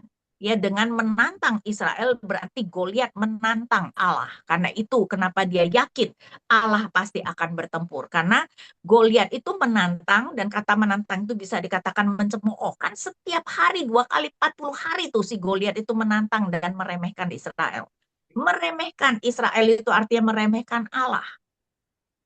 Ya karena itu Daud kagak tahan dan karena itu dia yakin Allah pasti tidak akan membiarkan namanya diremehkan seperti itu. Tapi memang kalau di konteks sekarang udah berbeda ya Bu, Eh, untuk apa namanya ya, menjaga reputasi Tuhan gitu. Kalau dari Bang Haryanto Menjaga ini, reputasi Tuhan dalam arti lebih ke arah tingkah laku kita kayaknya ya dalam hal ini ya. Karena kan memang kita ini kan bukan teokrasi seperti Israel PL. Kalau di dalam Israel PL kan memang menghujat nama Tuhan mah hukuman mati. Tapi kan kita tidak bisa seperti itu. hmm, oke, oke, sip. Dari Bang Harlinton jelas ya Bang jawabannya. Oke, oke, mungkin boleh lanjut Bu materinya nanti untuk sesi tanya jawabnya. Kalau ada pertanyaan Kakak Abang boleh ini ya drop di kolom chat. Boleh Bu lanjut lagi untuk materinya. Oke, kalau begitu tolong yang satunya lagi ya. Oke, kita akan mulai lagi ya. Sekarang kita pertama melihat bilangan 16 dan 17 ketidakpuasan dan pemilihan Tuhan. Jadi saudara next kita melihat di sini ya ada 4 pemberontakan yang akan kita lihat. Jadi pertama kita lihat pemberontakan Korah dan kawan-kawan, ada 4 pemberontakan Lewi terhadap Harun, Datan dan Abiram terhadap Musa, para pemimpin terhadap Harun, dan kemudian seluruh umat terhadap Musa dan Harun. Jadi seperti saya katakan ini adalah bangsa yang benar-benar bebal Tuhan, saudara ya. Jadi kita sekarang melihat bilangan 16 ya, bilangan 16. Nah, dimulai dengan Korah bin Zihar bin Kehat bin Lewi beserta Datan dan Abiram anak-anak Eliab dan On bin Pelat, ketiganya orang Ruben, mengajak orang-orang untuk bangkit melawan Musa. Beserta mereka ada 250 orang Israel, mereka itu para pemimpin umat, orang-orang yang dipilih dalam rapat, semuanya yang ternama. Mereka mengerumuni Musa dan Harun serta berkata kepada keduanya, kalian sudah keterlaluan, segenap umat itu orang-orang kudus dan Tuhan ada di tengah-tengah mereka, mengapa kamu meninggikan diri di atas jemaat Tuhan? Jadi next kita melihat ya betapa pemimpin pemberontakan Korah itu adalah Lewi beserta Datan, Abiram dan On, orang-orang Ruben, mengajak 200 pemimpin termasuk suku-suku yang lain untuk memberontak. Nah, menariknya Korah itu adalah keturunan Kehat dan Kehat itu adalah juga kaumnya Musa dan Harun, saudara. Dan kalau kita ingat, Kehat itu adalah keturunan yang diberikan tugas yang paling spesial, yaitu mengangkut perkakas-perkakas kudus, gitu kan? Karena mereka, karena kaum itu adalah dari mana ada Musa dan Harun, tapi mereka yang terutama memberontak. Ya, jadi kemudian keturunan Kehat dan Ruben sama-sama berkemah di selatan kemah suci. Ingat nggak, saudara? Waktu itu kita melihat bahwa kemah suci di tengah-tengah, kemudian ada 3 keturunan Lewi, dan yang Kehat itu di sebelah selatan. Nanti kan kalau di timur itu adalah Imam. Nah, Ruben itu juga ada di kemah di selatan kemah suci. Jadi kemungkinan jadi memang karena berarti tempat tinggal mereka lebih dekat, mereka lebih bisa bersekongkol, saudara ya. Jadi kelihatannya bukan kebetulan kalau mereka itu semua yang tinggal di selatan kemah suci. Nah, next. Pemberontakan pertama adalah Lewi terhadap Harun. Jadi ayat 3 mereka mengerumuni Musa, ingat ya, jadi Korah itu adalah Lewi, dan berkata, mengapa kamu meninggikan diri di atas jemaat Tuhan? Padahal Harun itu tentu saja dari Lewi. Jadi adalah Korah yang adalah keturunan Lewi yang terutama tidak senang bahwa Harun dipakai Tuhan lebih dari yang lain. Aneh nggak sih, saudara? Itu adalah sukunya sendiri. Tapi saudara, ketika kita ingat mengenai cemburunya Miriam terhadap Musa, itu malahan adalah adik kandungnya sendiri kan. Itu minggu lalu ingat saya mengatakan, ternyata memang kita itu biasanya paling iri dengan orang yang dekat dengan kita. Karena itu tidak mengherankan yang paling iri bahwa Harun dan keturunannya menjadi imam adalah orang Lewi. Kalau menurut kita mungkin tidak masuk akal, tapi realitanya adalah seperti itu, saudara. Nah, Musa kemudian menegur bahwa dengan demikian mereka itu sebenarnya eh, tidak memberontaknya itu adalah terhadap Tuhan ya. Jadi kita melihat dari ayat 4, mendengar hal itu sujudlah Musa, lalu ia berkata kepada Korah dan segenap umat pengikutnya, besok pagi Tuhan akan memberitahukan siapa miliknya dan siapa yang kudus, dan dia akan memperbolehkan orang itu mendekat kepadanya. Orang yang dipilihnya akan diperbolehkannya mendekat kepadanya. Ya, dan ayat 7, taruhlah api di dalamnya dan bubuhkanlah dupa di atasnya di hadapan Tuhan pada esok hari. Orang yang dipilih Tuhan dialah yang kudus, kamu sudah keterlaluan hai orang Lewi. Dan di sini kita melihat bahwa ayat 11, sebab itu engkau dan segenap kelompokmu sedang bersepakat melawan Tuhan. Sebab siapakah Harun sehingga kamu bersungut-sungut kepadanya? Intinya adalah Tuhan loh yang mengangkat Harun dan keturunannya.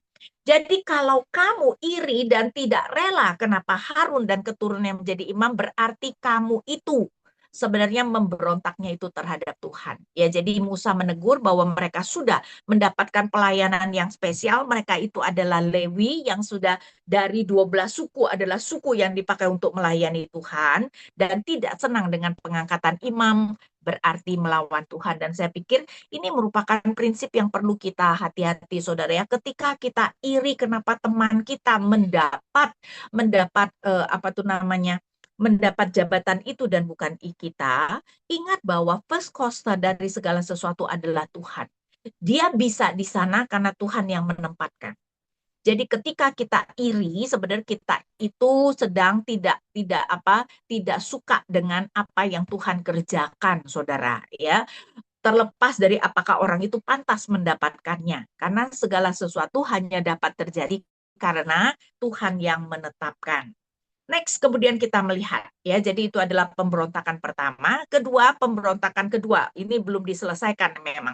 Tapi kemudian di tengah-tengah itu kita melihat ada pemberontakan yang kedua, Datan dan Abiram terhadap Musa.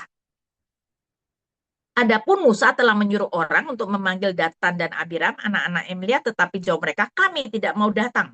Belum cukupkah bahwa engkau memimpin kami keluar dari suatu negeri yang berlimpah-limpah susu dan madunya untuk membiarkan kami mati di padang gurun, sehingga engkau masih juga menjadikan dirimu atas Tuhan kami.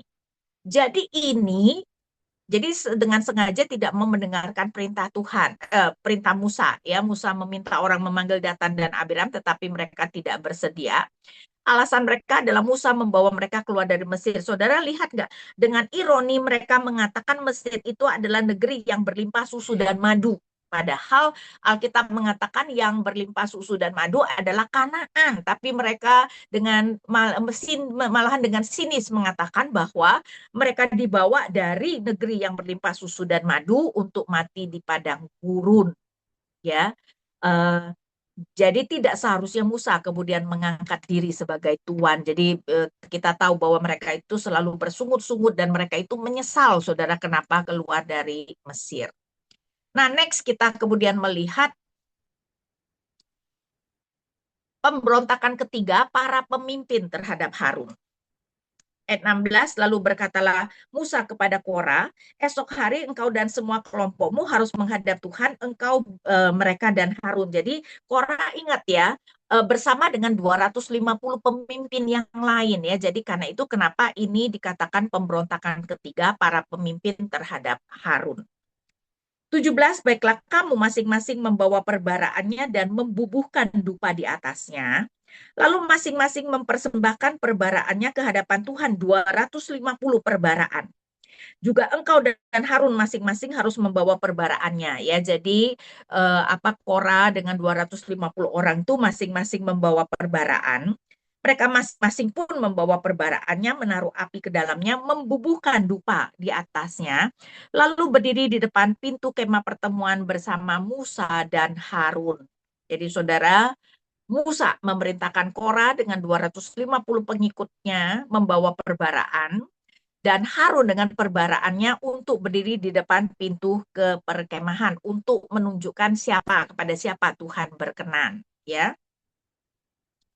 Ayat 19, ketika Kora mengumpulkan segenap umat pengikutnya menghadapi mereka berdua di depan kemah pertemuan, di depan pintu kemah pertemuan, tampaklah kemuliaan Tuhan kepada seluruh umat.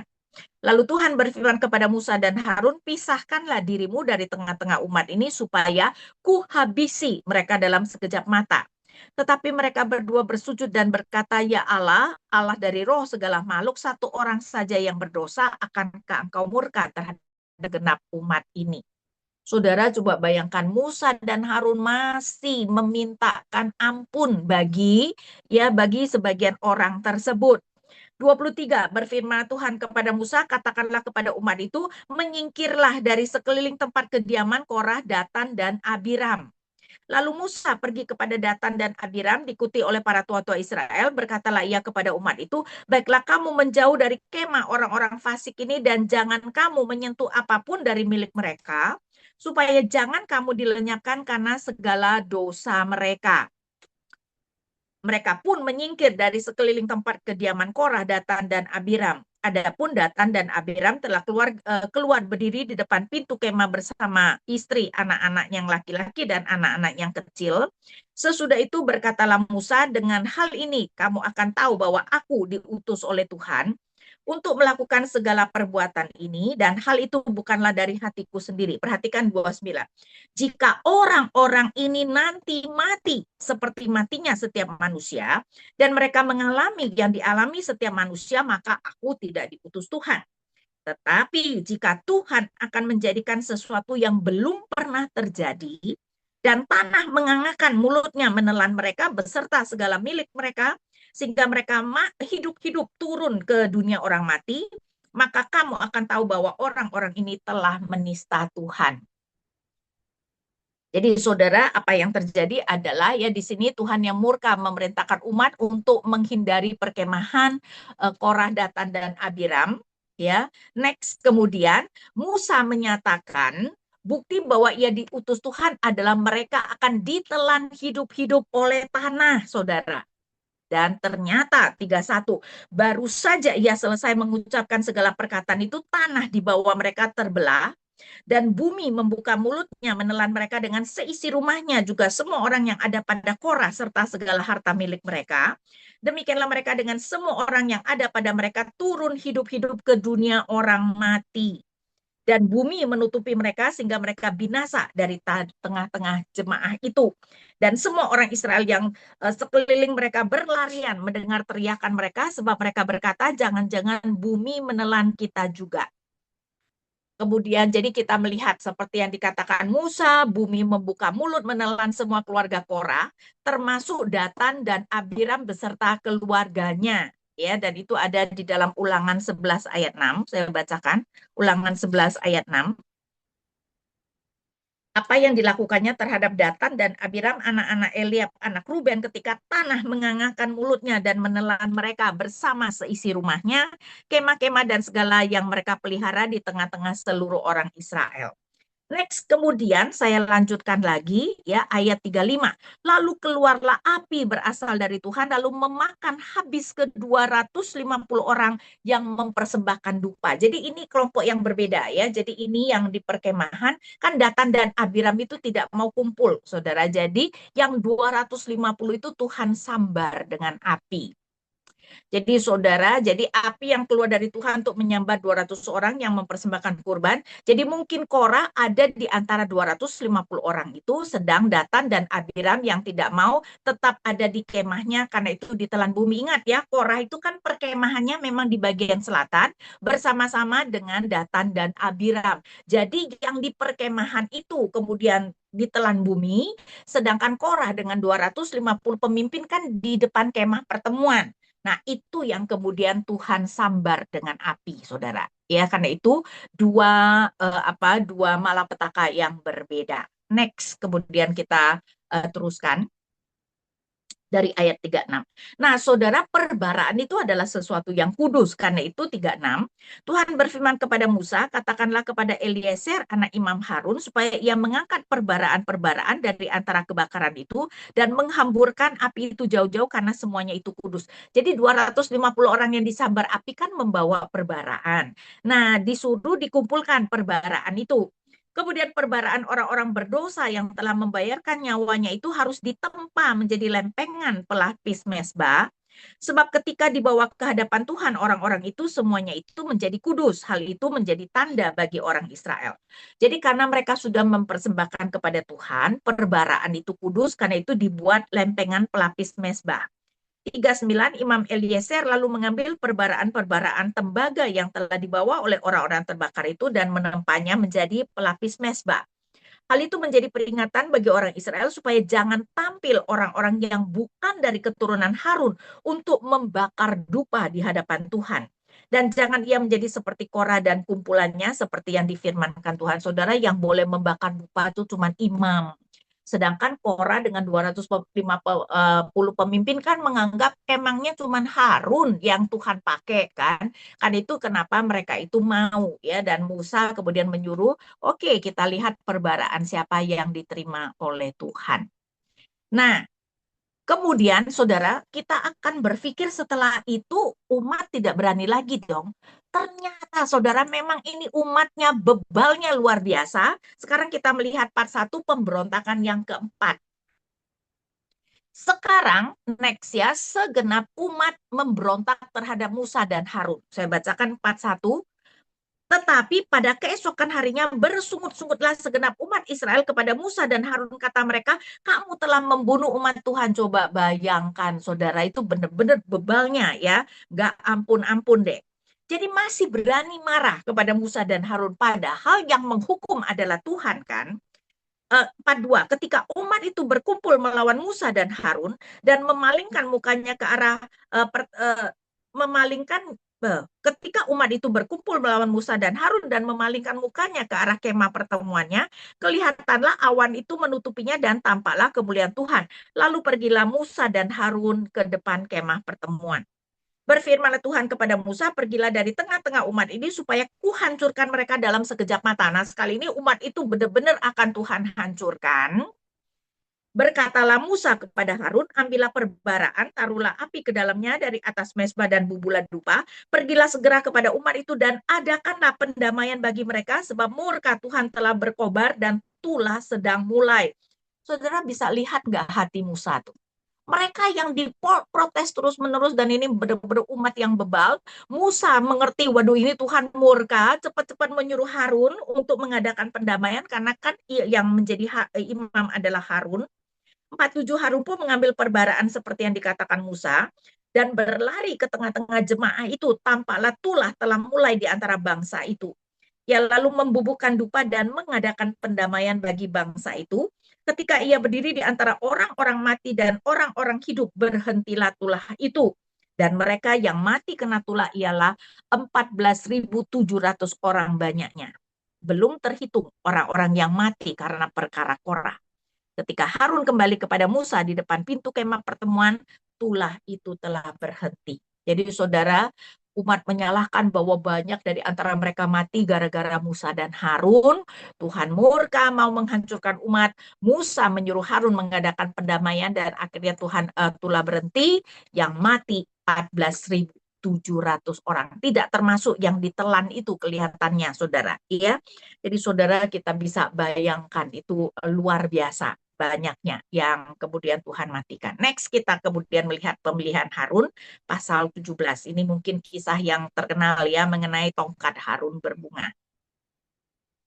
Nah, para pemimpin pemberontakan sudah dimatikan, bahkan banyak yang lain juga mati, ya mereka yang bersungut-sungut, tapi mungkin masih banyak umat yang belum yakin bahwa Tuhan mau secara khusus memakai Harun dan kedudukannya. Karena itu 17 Tuhan berfirman kepada Musa, katakanlah kepada orang Israel agar kamu diberi satu tongkat dari setiap suku, dari setiap pemimpin mereka, suku demi suku seluruhnya 12 tongkat. Lalu tuliskanlah nama setiap pemimpin pada tongkatnya. Pada tongkat Lewi harus kau tuliskan nama Harun. Bagi setiap kepala suku harus ada satu tongkat. Kemudian haruslah kau letakkan semuanya itu di dalam kemah pertemuan di hadapan tamu Tuhan, tempat aku biasa bertemu dengan kamu. Ya, jadi saudara, diadakan ujian dengan mengumpulkan satu tongkat dari setiap suku dan nama pemimpin dituliskan pada tongkat. Tentu saja ya, nama Harun dituliskan pada tongkat Lewi. Nah, Tuhan kemudian ayat 5, orang yang kupilih tongkatnya akan bertunas. Demikianlah aku menyingkirkan dariku sungut-sungut orang Israel yang orang Israel ucapkan terhadap kamu. Next.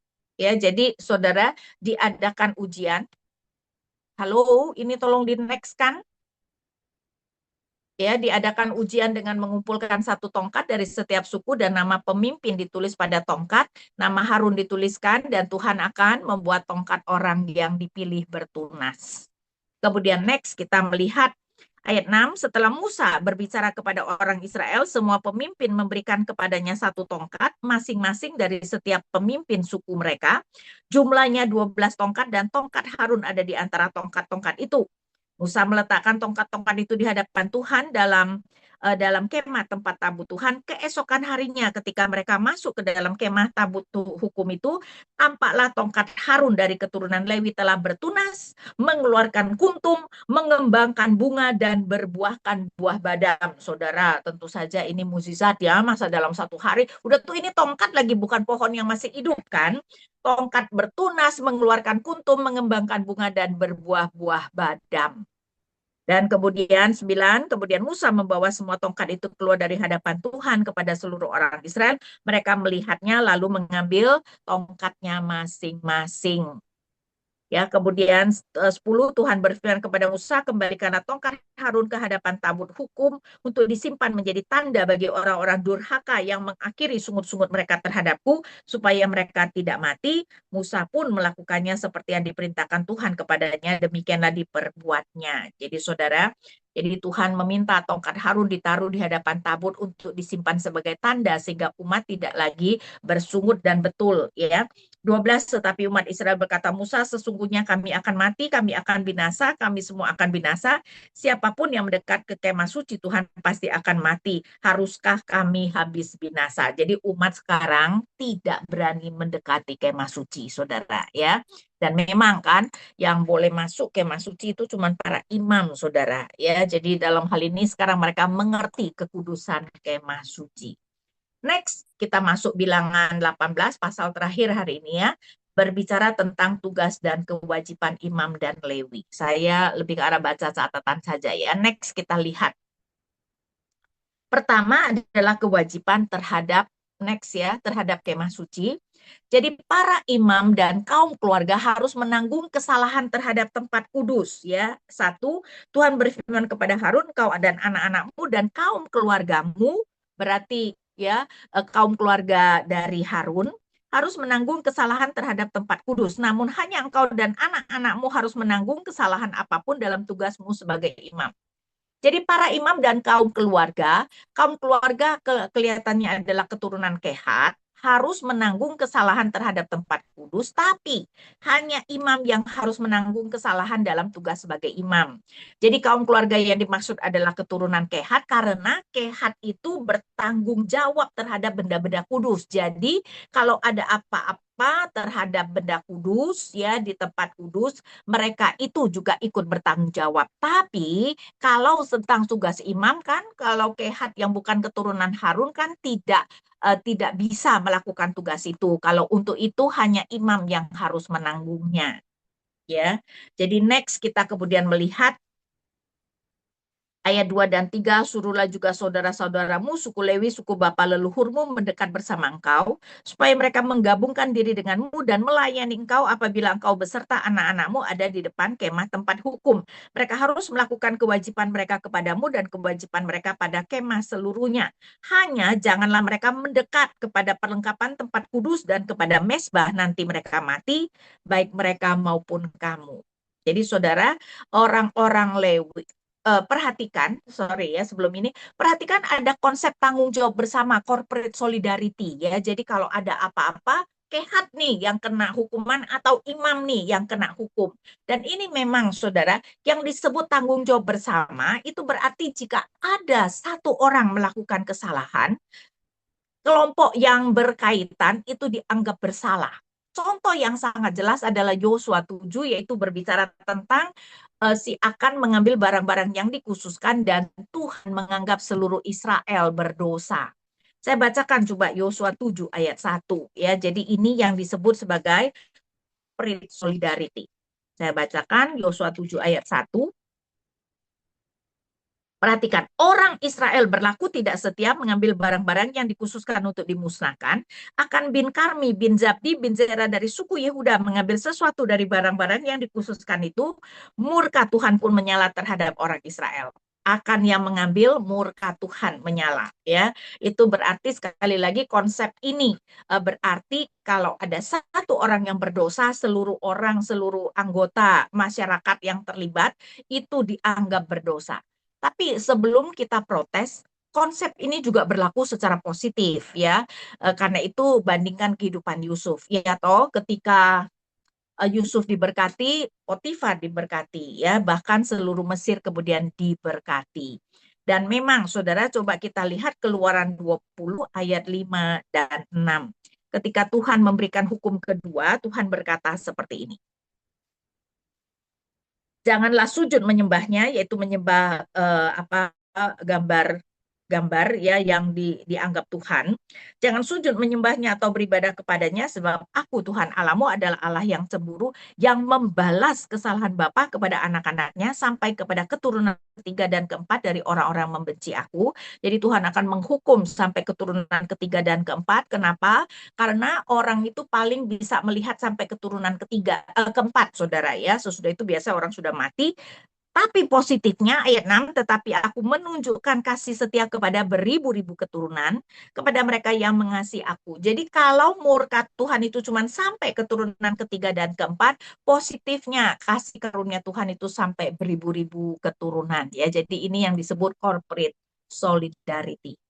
Next, kita kemudian melihat orang-orang Lewi diperintahkan membantu imam dan bertanggung jawab tentang kemah, karena kan memang terutama yang kehat ya. Halo, next. Ya, tetapi orang Lewi tidak boleh mendekat kepada perlengkapan tempat kudus dan mesbah supaya tidak mati. Next. Sedangkan orang awam tidak boleh mendekati imam. Halo, itu ya. Oke, ini juga sudah jadinya next lagi. Nah, kemudian kita melihat bahwa dari ayat 5 sampai 7 ditekankan orang Lewi membantu imam dalam urusan kemah pertemuan, tapi hanya imam yang boleh melakukan tugas di belakang tabir. Tugas di belakang tabir berarti ke tempat kudus, saudara. Ya, jadi berarti orang Lewi seperti jemaat hanya boleh sampai pada pelataran. Tapi kan mereka kemudian mengatur jemaat di pelataran dan sebagainya, dan juga membantu imam mungkin mengurusi kurban bakaran ya. Kurban bakaran itu kan ada di pelataran. Sepertinya Lewi juga diberi tugas untuk menjaga supaya umat tidak melanggar batas dan hanya masuk sampai pelataran.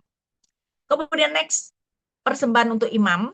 Jadi saudara, bagian dari persembahan kurban disebut bagian maha kudus, semua laki-laki dalam keluarga imam boleh memakannya. Jadi memang dari kurban-kurban yang ada, kecuali kurban bakaran, itu semuanya dibakar untuk Tuhan.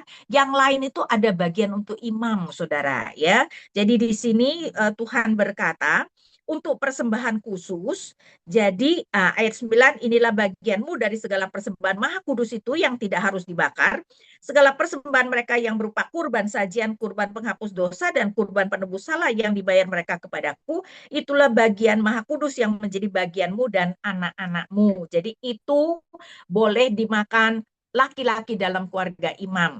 Sedangkan persembahan khusus yang tadi sudah dibicarakan dan hasil sulung, semua yang tahir dalam keluarga imam boleh memakannya, berarti termasuk perempuan. Ya, sedangkan kalau persembahan bagian dari persembahan kurban, hanya laki-laki dalam keluarga imam yang boleh memakannya. Kemudian upah dan kewajiban Lewi next. Ditekankan, Lewi itu kan tidak mendapatkan milik pusaka. Saudara, otomatis imam yang adalah Lewi tidak mendapatkan milik pusaka karena ditekankan Tuhanlah yang menjadi bagian mereka.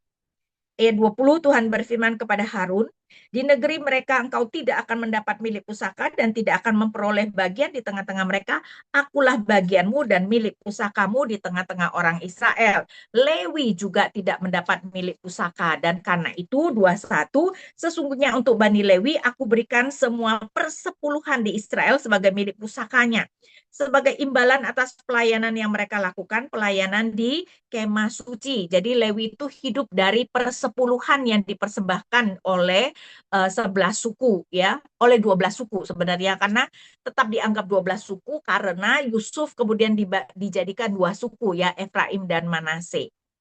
Nah, orang Israel jangan mendekat ke kemah suci supaya jangan mati. Ayat 22, orang Israel tidak boleh lagi mendekat kemah pertemuan sehingga mereka menanggung akibat dosa dan mati. Tetapi orang Lewi, mereka lah yang harus melakukan pelayanan di kemah pertemuan dan menanggung kesalahan mereka. Jadi saudara, kemudian next kita melihat Lewi kemudian harus memberikan persepuluhan dari persepuluhan yang mereka terima dari Israel sebagai persembahan khusus kepada Tuhan, dan itu berarti diberikan kepada imam ya. Jadi dari persepuluhan Lewi diberikan persepuluhan kepada imam. Setelah porsi imam diberikan pada imam, maka Lewi boleh memakan bagian mereka di mana saja. Itu mungkin berbicara tentang persembahan kurban yang kemudian diberikan kepada imam. Ya, tetapi kalau sudah porsi imam itu diberikan, Lewi boleh memakan di mana saja. Nah, kemudian next. Oh, dengan demikian kita melihat pelajaran apa yang bisa kita lihat. Saudara, setiap jabatan adalah dari Allah. Iri pada orang yang diberi jabatan yang lebih penting berarti memberontak terhadap Allah. Karena itu kita harus ingat, saudara, Allah adalah first cause dari segala sesuatu. Orang itu kalau bisa menjabat pasti karena Allah yang menempatkannya, ya. Karena itu kita tetap harus menghormati jabatan tersebut. Pemberontakan terhadap apa yang telah Allah putuskan merupakan hal-hal yang berbahaya, dapat dihukum dengan sangat berat. Karena itu walaupun mungkin kadang-kadang kita menganggap kok orangnya tidak pantas mendapatkan sebagainya, tapi kalau kenyataannya sudah dia menjabat, ya kita harus menghormati jabatan tersebut, saudara.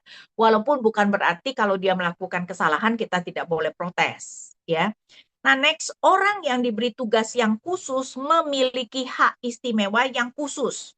Tapi saudara juga dituntut dengan tanggung jawab lebih besar. Karena itu saya selalu menekankan juga untuk setiap anugerah, walaupun diberikan dengan cuma-cuma, ada tuntutan tanggung jawab. Ya, semakin besar anugerah yang diberikan, semakin berat tuntutan tanggung jawabnya.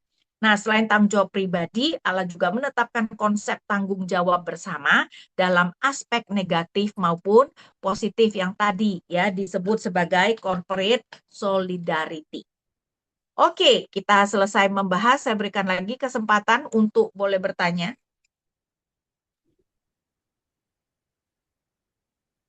Oke, terima kasih Bu Ina atas pemaparannya. Ya, menarik ya tadi ya dari bilangan 16 sampai bilangan 18 mengenai pemberontakan, apalagi tadi dosa iri hati ya. Ternyata sangat ini ya, apa namanya? Iri hati ini bisa datang bahkan dari lingkungan terdekat kita gitu ya. Malahan Ya. sepertinya ya paling Em, sering tuh lingkungan terdekat tuh. mm, Sama seperti kayak Kain dan Habil ya. Dosa pertama itu pembunuhan. Itu kan Ya, ya karena betul. Kain Ya itu iri hati adiknya sama sendiri Habil ya. gitu ya. Dan yang lebih dekat kan Miriam terhadap Musa kan, yang bilangan 12. Hmm, iya benar, benar. Sip. Oke Bu. Ya ini ada beberapa pertanyaan Bu eh, dari Bang Frans Ringo-Ringo. Bu Ina untuk saya mau tanya perihal untuk mengasihi Tuhan di Kitab Musa. Sejauh yang saya lihat hanya ada perintah mengasihi Tuhan di Ulangan 6 ayat 6. Sisanya perintah Tuhan kepada bangsa Israel cenderung penuh dengan perintah yang bernuansa takut. Apakah sebenarnya secara implisit dalam perintah-perintah Tuhan itu ada instruksi mengasihi Tuhan? Sebenarnya mengasihi Tuhan juga sama dengan takut akan Tuhan, dengan hidup kudus, yaitu melakukan perintah Tuhan. Jadi itu sebenarnya intinya sama. Ya, dan kalau mengenai mengasihi Tuhan memang lebih terlihat dari perkataan Tuhan Yesus. Ya enggak, bahwa kalau enggak salah Yohanes 14 ayat 16 ya. Coba kita lihat. Yohanes 14 ayat 15. Jikalau kamu mengasihi aku, kamu akan menuruti perintah-perintahku. Takut akan Tuhan juga sama. Jadi pernyataan takut akan Tuhan, hidup kudus, mengasihi Tuhan, intinya sama yaitu melakukan perintah Tuhan.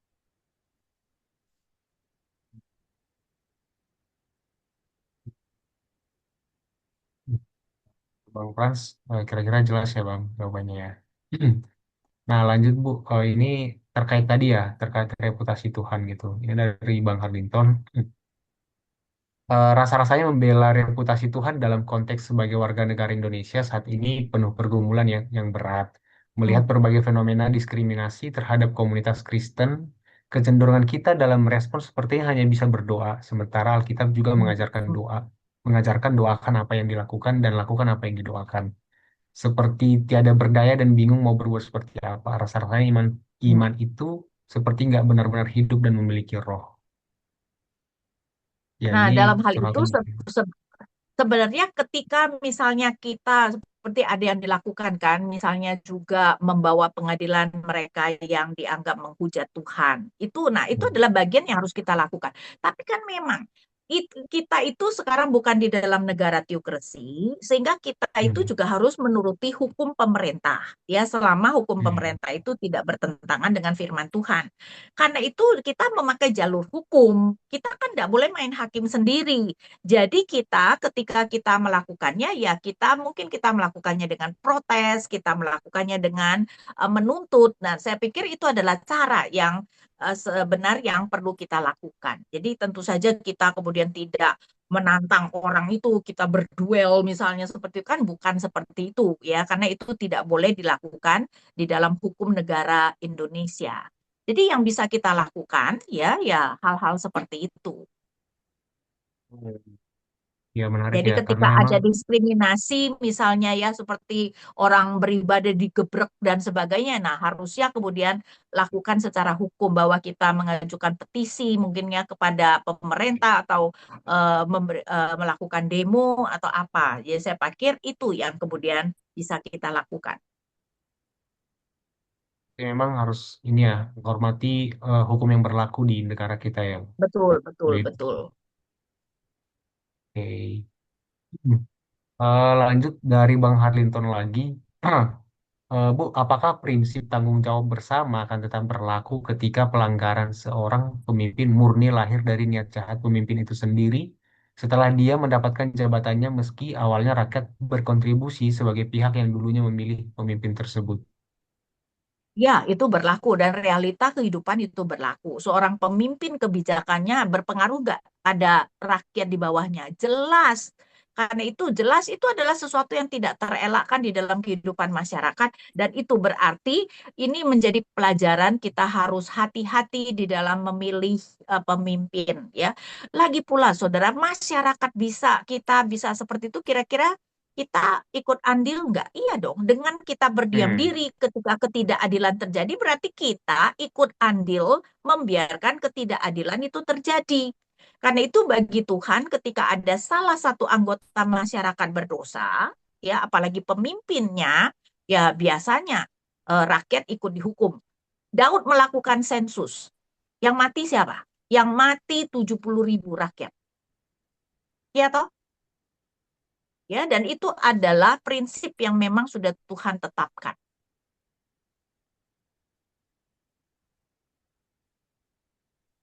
Iya. Berarti memang berlaku ya dalam memilih pemimpin juga memang perlu berhikmat ya Bu Betul. Dan supaya. ya betul karena itu memang kita harus hati-hati walaupun kadang-kadang ya kayaknya tidak ada pemimpin yang baik. Tapi kita terapkan apa yang bisa kita lakukan. Mungkin yang lebih bisa kita memberi andil itu memilih penatua dalam gereja. Tapi coba lihat, memilih penatua dalam gereja pun kita mencoba mencari tahu nggak calon-calon penatua kan enggak. Main Hmm. capcipcut aja pilihnya atau mungkin nama yang kita lebih kenal. Ya, sehingga kalau sampai kemudian gereja kita tidak maju atau malahan gereja kita tidak benar, salah siapa? Ya salah semua jemaat kan.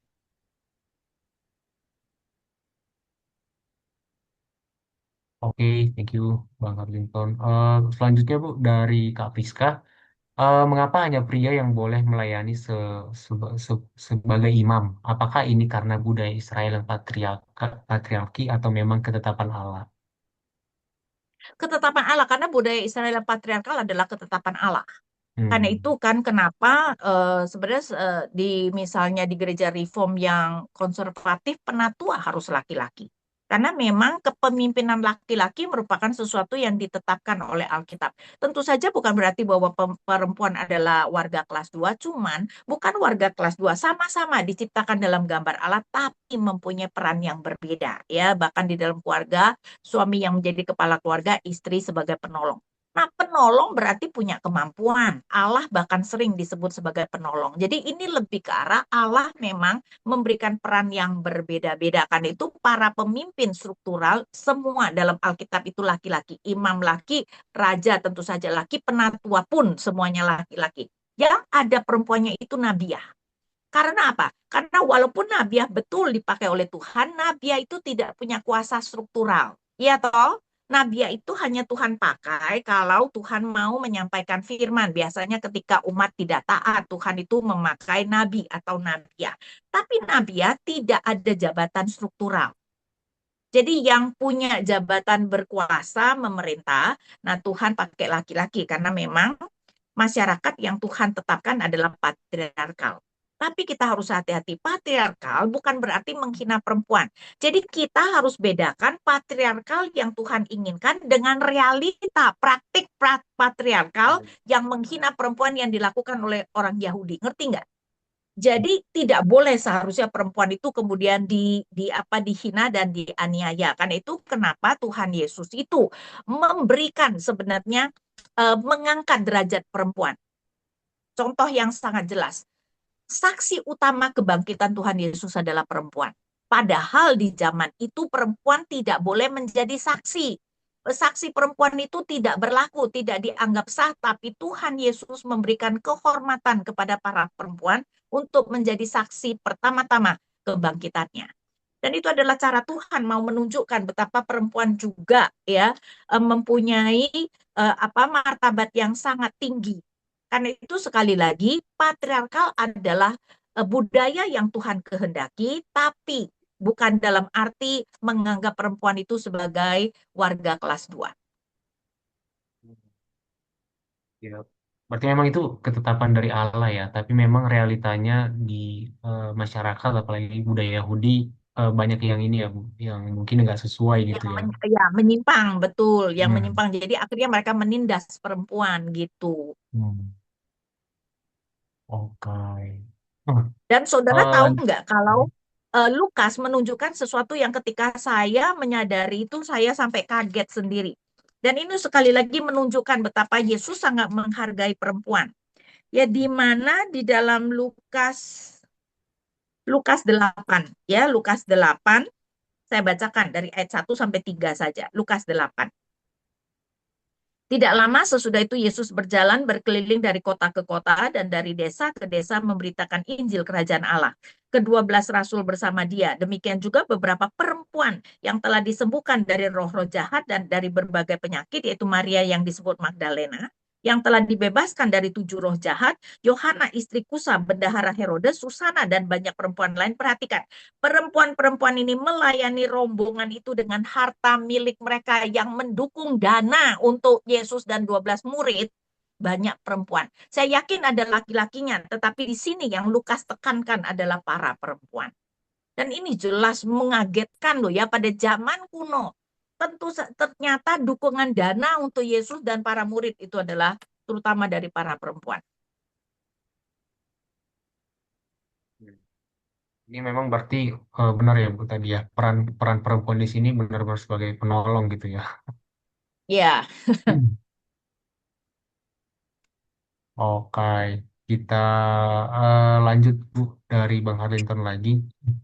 Bu, kalau Allah adalah first cause dari segala sesuatu, artinya terpilihnya Prabowo sebagai presiden karena Allah.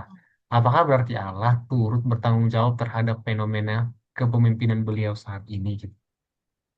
enggak, karena Allah memakai keberdosaan kita juga untuk menggenapi rencananya. Ya, jadi betul adalah Allah adalah first cause dari segala sesuatu, tetapi Allah tahu kita bakal pilih dia dalam arti ya Allah tahu kecenderungan kita manusia dan sebagainya. Karena itu berarti bukan berarti Allah yang bertanggung jawab, selalu second cause yang bertanggung jawab. Seperti misalnya Yakub menipu mengenai hak kesulungannya. Berarti kan menggenapi rencana Allah. Allah sudah mengatakan kepada Ribka ketika dia mengandung anak kembar itu bahwa Yakub yang akan mendapatkan hak kesulungan. Dan sebenarnya tanpa Yakub harus menipu, dia pasti mendapatkan hak kesulungan. Tapi Yakub melakukannya dengan cara yang berdosa. Dan itu berarti Allah menggenapi rencananya dengan cara yang berdosa. Jadi betul berarti Allah yang mau Prabowo jadi presiden sekarang ini, tetapi Allah dalam hal ini ya bisa mengizinkan, membiarkan atau memang itu adalah untuk hal yang positif. Kita tidak tahu deh rencana Allah kenapa memberikan kita misalnya banyak presiden-presiden yang kayaknya nggak terlalu bagus gitu kan. Tapi ya Allah ya memakai keberdosaan kita, ya sekarang kalau sampai tidak ada calon yang baik, salah siapa? Hmm? Salah siapa? Salah seluruh rakyat kan? Ya, jadi tidak bisa berarti Allah yang ikut bertanggung jawab. Tapi itu tadi ya Bu, maksudnya di tengah-tengah keberdosaan dan kesalahan mungkin ya, itu nggak menghalangi rencana Allah tadi ya. Betul, Nggak, betul ya. Jadi betul ya kita sering nggak ngerti lah kenapa Allah misalnya tidak memberikan kita pemimpin yang lebih baik gitu ya. So far presiden-presiden kita kok lebih banyak nggak baiknya daripada baiknya gitu kan ya. Tapi ya kita yang nggak mengerti mengapa. Ya mungkin itu adalah cara Allah mendidik supaya kita rakyat Indonesia menjadi lebih pintar di dalam memilih pemimpin atau bagaimana atau kemudian anak-anak Tuhan bangkit supaya aku mau menjadi pemimpin yang baik begitu kan? Ya kita tidak tahu rencana Allah ya. oke. Pertanyaan terakhir kali ya Bu. Ini tentang perpuluhan Bu. Bolehkah perpuluhan diberikan tidak ke gereja, tapi langsung kita alokasikan ke badan misi, panti asuhan atau orang-orang yang membutuhkan pertolongan? Nah, menurut saya memang ya mungkin orang-orang akan berbeda pendapat, tetapi menurut saya seharusnya ke gereja lokal kita, gereja lokal kita. Karena apa? Karena itu satu-satunya struktur yang sah, ya toh, Hmm. ya bahwa itu adalah tubuh Kristus. Ya, jadi perpuluhan seharusnya kan diberikan kepada struktur gereja yang sah. Nah, bagaimana kalau kita terbeban untuk yang lain dan sebagainya? Harusnya itu di atas persepuluhan. Persepuluhan itu minim, bukan berarti kita cuman perlu memberikan persepuluhan. Sehingga ketika kita terbeban kepada pelayanan-pelayanan yang lain, ya coba pikirkan tuh untuk memberikan di atas persepuluhan gitu loh. Ya, tetapi seharusnya karena itu satu-satunya tubuh Kristus, ya, satu-satunya tubuh Kristus dan gereja jelas perlu dana. Betul nggak? Karena untuk kemudian untuk melakukan operasional, untuk mendukung misi, ya, untuk melakukan diakonia dan sebagainya. Lagi pula Tuhan Yesus berkata, di mana hartamu berada, di situ hatimu berada. Kamu tidak memberikan persepuluhan pada gereja, hatimu tidak akan ada pada gereja itu. Tapi sekali lagi, Alkitab tidak pernah berbicara soal itu, karena itu para hamba Tuhan mungkin bisa mempunyai konsep yang berbeda deh. Tapi menurut saya seharusnya diberikan pada gereja kita. Ya, Hmm. Oke. Ini mungkin terakhir kali ya Bu. Apakah kita boleh melakukan pembangkangan sipil atau mogok dan tidak membayar pajak sebagai bentuk protes terhadap pemerintah yang lalim dan penuh dengan korupsi, kolusi, dan nepotisme? Ini tidak boleh, tidak boleh, ya, karena kalau kita melihat Paulus berkata bahwa semua pemerintah itu berasal dari Tuhan. Coba kita melihat Roma 13. Ya, dan ternyata panjang lebar Paulus mengatakan seperti itu supaya kita tahu bahwa kita harus membayar pajak. Coba kita lihat Roma 13 tuh ayat 1, tiap-tiap orang harus tunduk kepada para penguasa yang di atasnya sebab tidak ada penguasa yang tidak berasal dari Allah, panjang lebar, ya. Ayat 6, itulah juga sebabnya kamu membayar pajak. Nah, saya mau tanya, pada waktu itu Roma korupsi apa enggak? Korupsi kan, hmm, Romawi. Dan Paulus tidak berkata karena pemerintahan korupsi, jadi tidak apa-apa, kita tidak perlu membayar pajak. Enggak, karena apa? Hukum membayar pajak itu hak pemerintah yang baik. Ya, bahkan Raja Israel juga kan, kerajaan Israel juga menetapkan pajak. Jadi kita harus melakukannya. Kalau kita sakit hati, kalau pajak kita dikorupsi, ya kalau kita terbeban, jadilah Menteri Keuangan nantinya atau Menteri apa itu pejabat pajak supaya kemudian bisa dibenahi begitu loh. Tapi ya kita harus bayar pajak. Tidak ada alasan karena mereka korupsi kita tidak perlu bayar pajak.